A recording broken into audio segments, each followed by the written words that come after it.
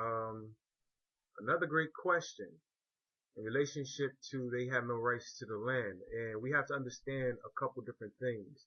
We're going to make reference to this first.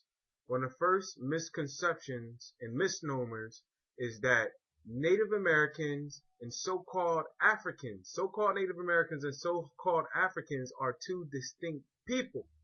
These are the same individuals. And you have to know that. What you're dealing with today is that you have another group of people who, again, that we may call the red man, who have adopted our principles, our lifestyles, who came over here in the ninth century from Eastern Asia and traveled, and they, what you call, became naturalized inside our governments that we already had established in the ninth century. The so-called She people, Mayan people, Kushites, whatever you want to call them. The biggest misperception is that you come from two separate bloodlines. No, the indigenous people have always been us on the planet. And we have to remember that. And the biggest game has been to get you to think that you have ancestry blood, African ancestry blood, or so-called Native American ancestry blood. No, they one and the same. That's the trick.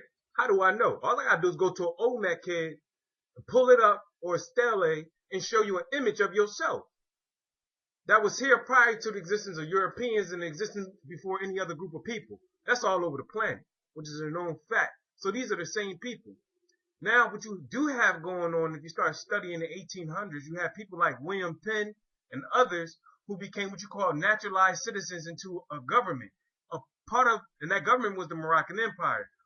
Upon becoming naturalized citizens, they were to adopt the same rights that we would have in our culture. But again, they're not nationals, they are naturalized. That's why you want to make reference to the Immigration Act. When you make reference to the Immigration Act, you see that Europeans are foreigners. And the only way that they can get ties to this land when they first came over was to become naturalized citizens. And then they came with the exploitations. That's why you see them today saying, well, you need a passport, or you need to have a green card, or you need to become naturalized citizens for 2 years before you come into the United States of America. Where did they learn that from?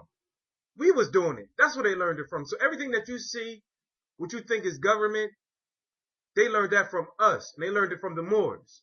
Period. Okay? So when we look at the Pocahontas story, later on she changed her name to Rebecca.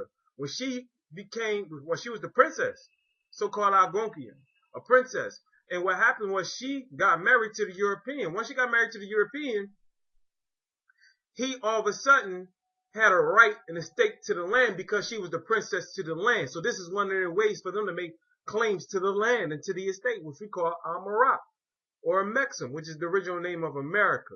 Okay?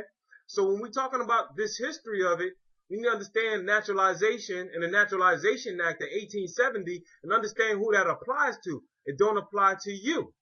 And what happens is, because they are foreigners to this land, they attempt to make claims to the land by calling themselves Americans. Anytime somebody said that they're American, that's a European that's around you, you need to be making an objection to it. Because when you don't make the objection to it, then guess what? You give them a right of claims, or your right to the claim is considered abandoned.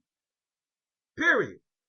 Because how all of a sudden, like I said before, how all of a sudden you claim to be an American? When you came over here, you was a Dutch, you was Scottish, you was German, you was French, you was Indian, except for they took the name and adopted the name American because they wanted to make claims to the land.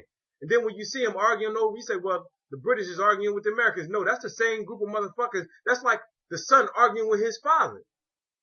Come from the same bloodline, same pedigree, same lineage. They're not different because they live in a different geographical location. What happens is they're not indigenous to this land. So what happens is they make feudal claims to the land, and they do it through deception. So this is something that we have to be aware of, competent of, and begin to understand our position and understand history, her story and our story. And when you look at our story, you're looking at world history, and you have to know that. So everything that you see now, though, is a fabrication or a falsification. So again, people that's of mixed lineage, let's say they do have different genetics, we already know who the dominant, who the indigenous people is, which is us on the planet, period. So that gives you automatically blood rights claim, especially our women. That's real important to start talking about our women in the history of our